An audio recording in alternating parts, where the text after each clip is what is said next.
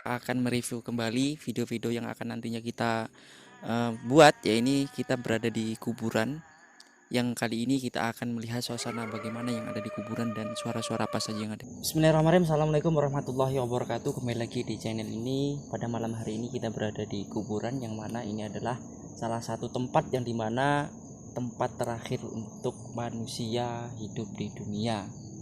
Untuk alam selanjutnya itu di alam barzah. Di awal ini kita diingatkan bahwa tempat-tempat seperti ini adalah tempat yang sakral, di mana manusia yang menyombongkan dirinya, yang ketika menganggap dirinya itu berumur panjang, sehat dan sebagainya, ini adalah salah satu untuk mengingatkan kepada kita bahwa manusia itu juga ada batas umurnya. Pada kesempatan ini kita bersama Mas Intan Sultan. Ya, Sultoni. Mas Sultoni, dan kita nanti akan bertanya tentang suasana yang ada di kuburan ini. Menurut jenengan bagaimana pendapat jenengan tentang suasana yang seperti ini? Suasana di kuburan ini seperti hanya kita suasana di kota. Nampak ramai, banyak kehidupan di sini. Banyak orang bertransaksi dan juga banyak orang yang sedang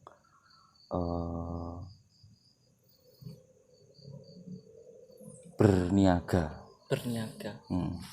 Kalau menurut jenengan, biasanya orang-orang yang mengunjungi kuburan itu kan tempat-tempat yang angker gitu, tempat yang biasanya banyak kehidupan alam gaib dan sebagainya, sehingga orang-orang yang merasa bahwa kuburan ini adalah tempat seperti itu bagaimana tanggapan Anda? Sehingga ketika orang jalan ke sini tuh merasa takut dan sebagainya, padahal kan ini hanya tempat kan, tempat orang-orang yang ketika di akhir hayatnya kemudian ditempatkan di sini, rumah terakhir lah. Iya. Bagaimana menurut jenengan? Sebenarnya ketika kita berbicara mengenai tentang kuburan itu, kalau orang lewat takut, itu karena manusia itu takut mati. Padahal orang hidup pasti mati, orang mati juga di awal dari kehidupan. Jadi ketika mereka lewat sebuah kuburan dan mereka takut, hakikatnya mereka takut akan kematian. Entah apa yang akan dibawa setelah mereka mati. Karena ketika mereka hidup, tidak kemudian mereka ingat akan kematian. Padahal kehidupan mereka itu sebenarnya dekat dengan kematian. Artinya setiap manusia itu pasti akan mati. Nggak ada yang hidup selama-lamanya. Tapi jatah manusia hidup itu memang selama-lamanya. Manusia itu dijatah hidup selama-lamanya. Tapi hidup itu sendiri ada makna yang sangat mendalam. Jadi hidup di alam rahim, hidup di alam bumi, hidup di alam barzah, dan hidup kekal nantinya. Jadi mereka hanya takut akan kematian, bukan takut kepada setan. Karena setan itu sebenarnya manusia sendiri yang menjadi setan. Iya. Mungkin ada masalah-masalah tertentu ya yang membuatkan mereka seperti itu. Tapi di Indonesia sendiri itu kan terkenal sekali kalau masalah seperti itu, sehingga malah dibuat lelucon gitu. Enek koyo siaran TV tentang film-film horor, tentang pocong, suster ngesot, sundel bolong, genderuwo, buto hijau dan sebagainya. Itu kan banyak sekali itu. Salah itu juga tuyul. Dan tempat-tempat seperti ini sebenarnya kenapa pada zaman dulu kita dilarang oleh Rasulullah itu untuk berkunjung ke makom, itu emang dilarang dulu karena dikhawatirkan kita akan merasakan suatu hal kepercayaan kepada kuburan orang-orang yang telah meninggal, sehingga nanti hadirnya kemusyrikan dan sebagainya. Tetapi setelah itu Rasulullah malah menganjurkan kita untuk datang ke kuburan supaya kita bisa bertafakur, kita bisa merenung lah di situ untuk bahwa mengingatkan bahwa nasihat terbaik itu kematian gitu. Iya, entah apa yang terjadi di alam semesta ini, banyak manusia yang lupa akan kematian, padahal yang dekat dengan hidup itu adalah mati. Karena tumbuhan juga akan mengalami mati, hewan juga akan mengalami mati, Begitupun manusia, setiap hari makan hewan, makan tumbuhan juga akan mati. Jadi, yang tidak mati itu adalah Tuhan. Tuhan itu maha pengasih dan penyayang. Nah, bagi manusia yang suka dengan kehidupan ini, hendaknya mengingat mati, karena mati itu juga salah satu petunjuk bahwa manusia itu lemah, manusia itu dhaif di mata Tuhan, dan nanti akan diminta pertanggungjawaban setiap amal yang diperbuat di dunia ini. Ya, Seperti itu, Ustaz. malaikat itu tidak bisa kita ajak bersahabat. Jadi kita tuh tidak mengenal orang dalam. Kayak malaikat yang pencabut nyawa itulah malaikat Israel. Iya. Nah, seandainya malaikat itu dapat kita berteman dan kita bertanya, oh malaikat nih, kira-kira umurku ki cik piro tahun, masih 40 tahun aman, nggak gitu kecil enak dong.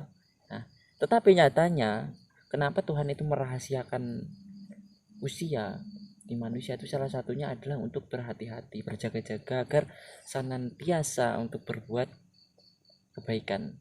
Makanya nenek malaikat kan ya wis nggak mandang iki umure cek cilik, kadang yo baru melahirkan langsung diambil nyawanya, baru umur 10 tahun, baru umur 20, ada juga yang sampai umur 80 100 tahun belum diambil. Makanya itu dirahasiakan agar kita senantiasa juga berbuat kebaikan. Penak misalnya iso ditekoni ya, Iya. iki cek piro iki gitu, cek 50 tahun aman gitu. Maka ketika orang-orang yang datang ke kuburan ini hanya ketika waktu-waktu tertentu, itu kalau menurut jenengan bagaimana? Maksudnya kan kalau kita mendoakan orang meninggal itu tidak mesti harus di kuburan, kita lewat rumah. Kenapa kok harus datang ke kuburan, itu menurut jenengan bagaimana? Biar lebih yakin. Beriat-beriat. Biar lebih yakin kalau manusia yang pernah hidup itu di mana sih menguburkannya. Oh, langsung melihat langsung ya. Oh, ini kuburan nang kene genah iki nek wis ninggal.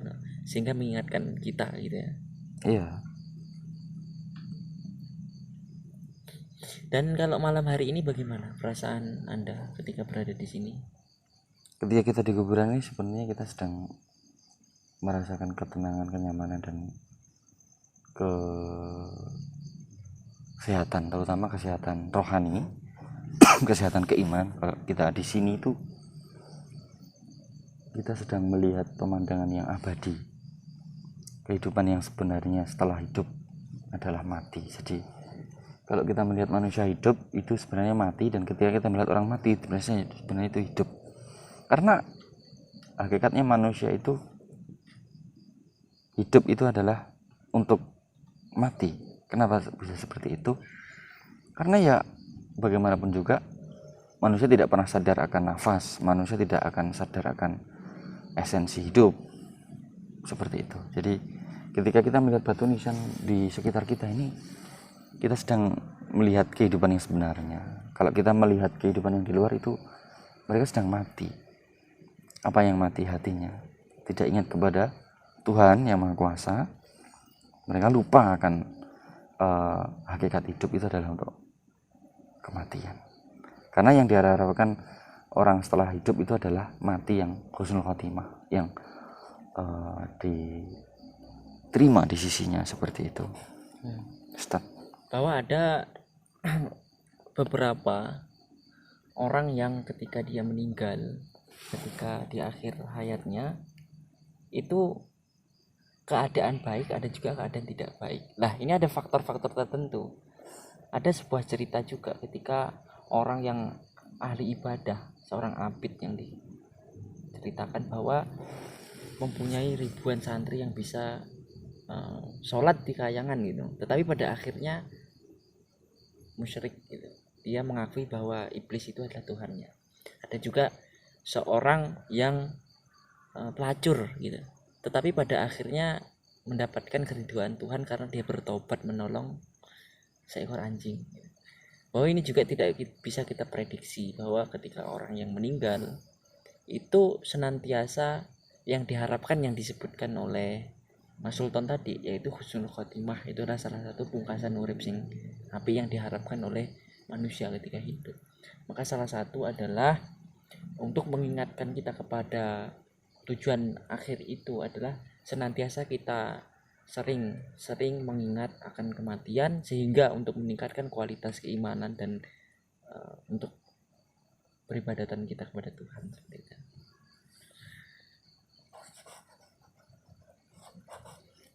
Tapi kalau jenengan nih, kalau misalnya berada di sini nih, ada sedikit kekhawatiran, sedikit merinding itu enggak, Mas?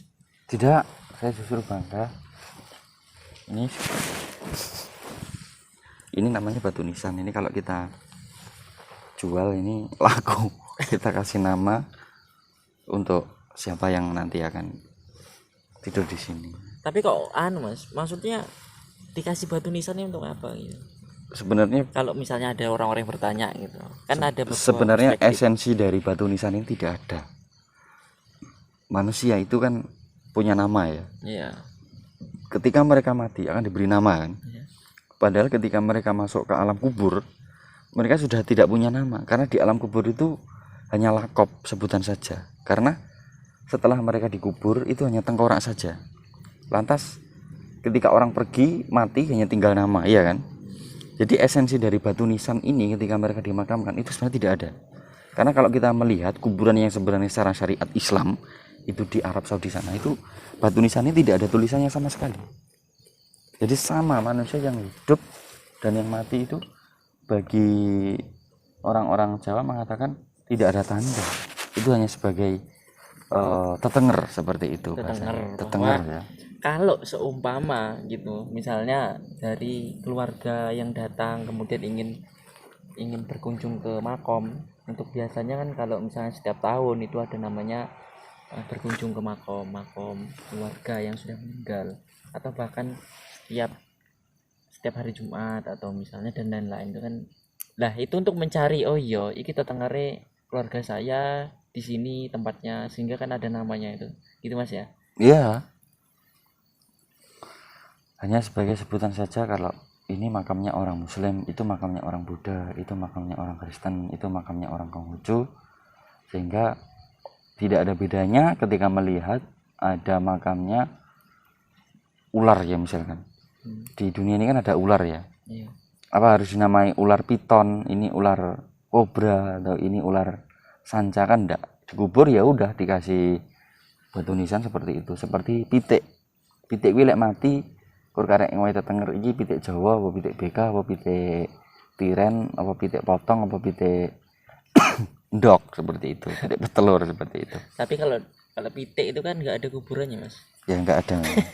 Wis dibeleh kok. Iya. Dibeleh langsung tek. Oke teman-teman, mungkin hanya itu ya. Nanti kita akan sambung di sesi yang lainnya, dan ini adalah kita melihat bagaimana suasana yang ada di kuburan. Dan intinya pada malam hari ini cukup mengingatkan kepada kita bahwa setiap manusia itu pasti akan kembali dan ditagih apa yang telah dilakukan selama di dunia, dan ada batas umur yang telah ditentukan oleh Tuhan. Dan rumah terbaik kita dan rumah terakhir kita adalah seperti ini, yaitu di kuburan. Bahwa jangan kita merasa bisa, jangan kita merasa sombong ketika di dunia, karena pada akhirnya juga kita akan kembali pada Tuhan untuk mempertanggungjawabkan atas apa yang kita telah perbuat. Oke, mungkin hanya itu pada malam hari ini. Ikuti terus video selanjutnya. Wassalamualaikum warahmatullahi wabarakatuh. Salam moras.